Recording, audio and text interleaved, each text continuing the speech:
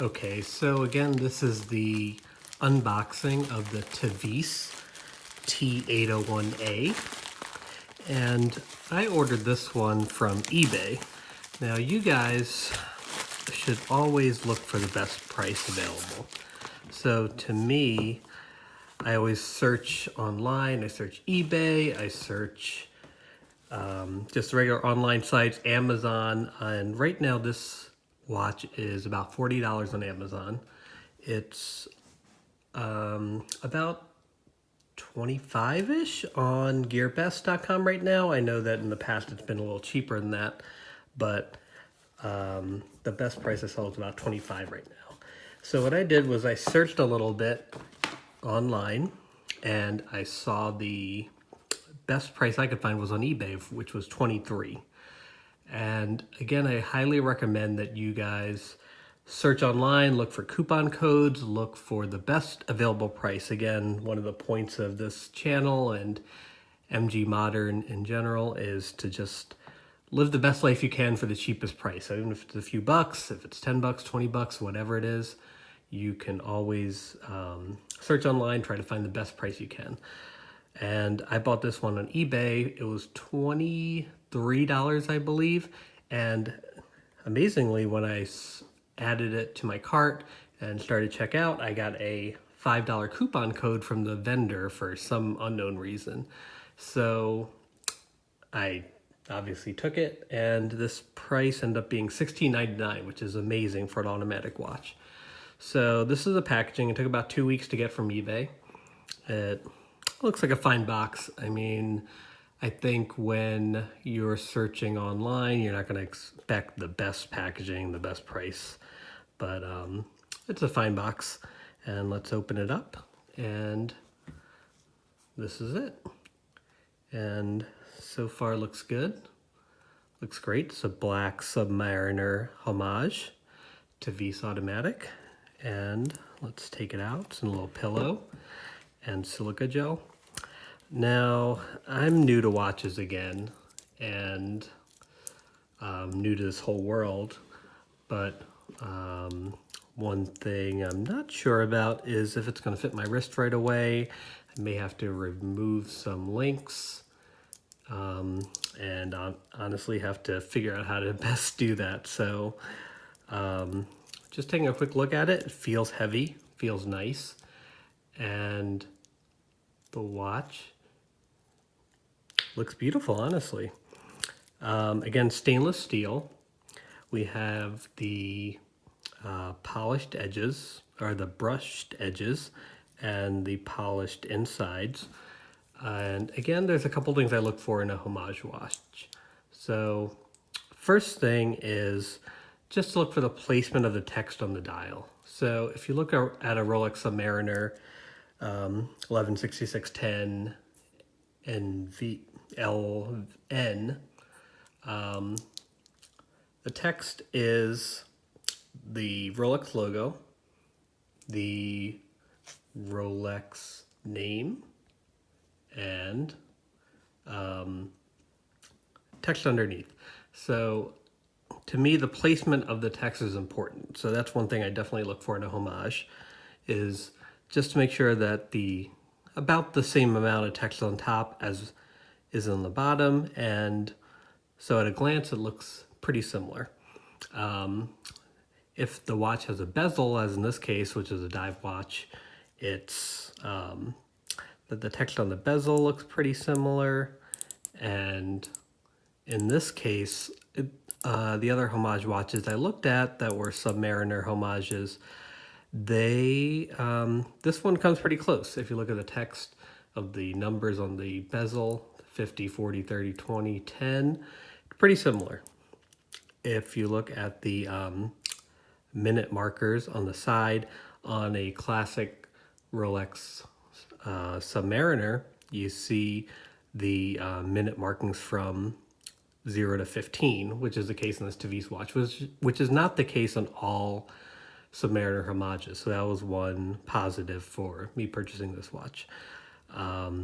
It really seemed to match the look and feel in terms of the triangle at the top at the 0 minute mark.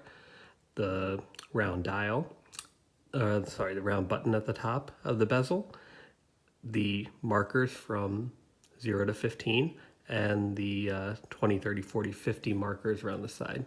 So that's one thing. The dial itself has a little bit of a sunburst effect. Not sure if you can see that here, but it looks pretty good from what I can see. And so there's a couple things I look for. One is the size of the watch face. So this watch is, I believe, about 40 millimeters, which is about what the Rolex Submariner is. So that's one thing. The shape, if it has a bezel or side to the watch, the edge of it. So there are a couple of Submariner homages that kind of have this kind of floaty round edge. This one has a coin edge, as you can see, these little divots around the side, which is what the classic Submariner has. And that's one thing I definitely gravitate to, and one reason I chose this watch. Again, this watch is 17 bucks, so you really can't go wrong. But if you look at a Rolex again, things that match, one is the bezel markings. Bezel text looks pretty similar. Obviously on a Submariner you are going to have a either a ceramic or a steel bezel. In this case it's steel, just kind of the bezel painted on. But on some Submariners you get this kind of engraving almost effect on the side. I'm sorry, in the of the numbers on the side. So in this case, it's just kind of painted. The numbers are not painted, so you get that, it's kind of flat.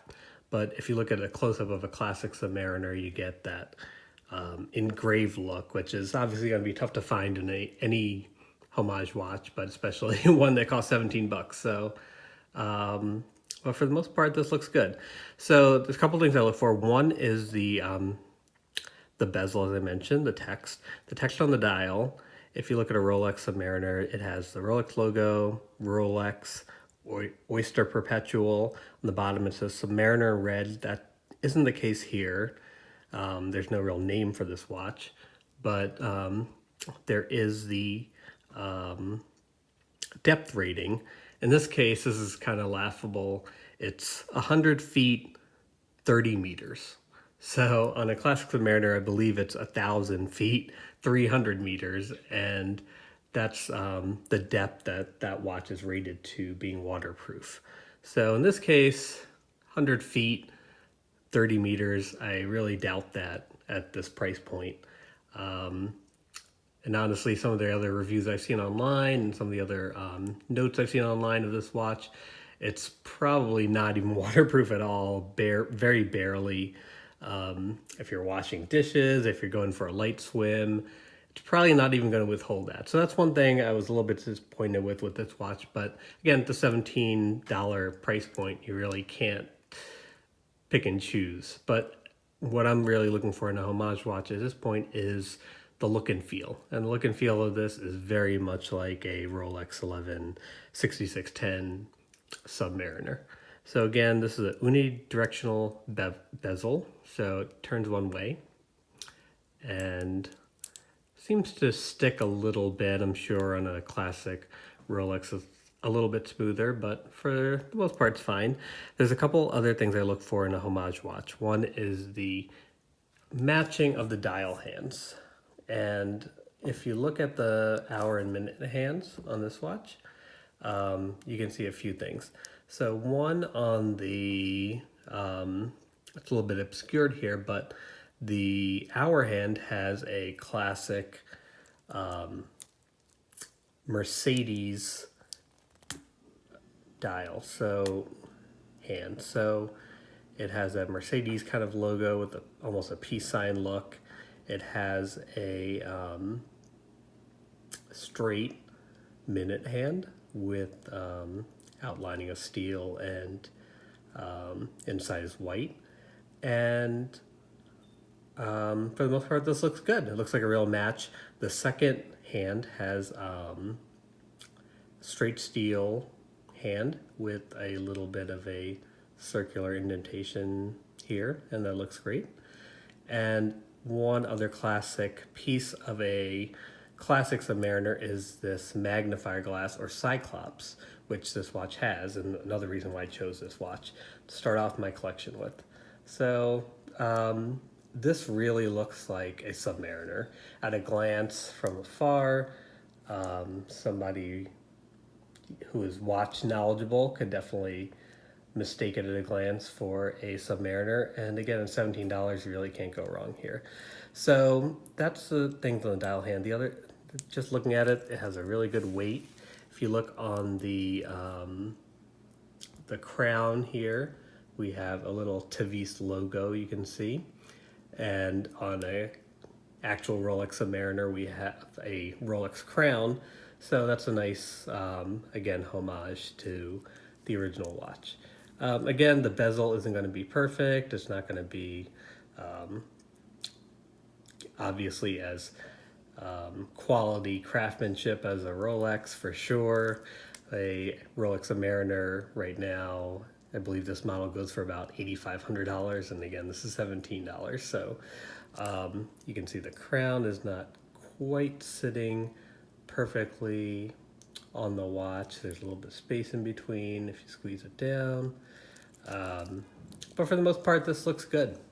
It's really nice and a good weight. So if we look at the band, another thing I look for is a similar type of bracelet to the original watch. So in this case, this is stainless steel, which is similar to the classic Submariner. Has brushed stainless steel outside.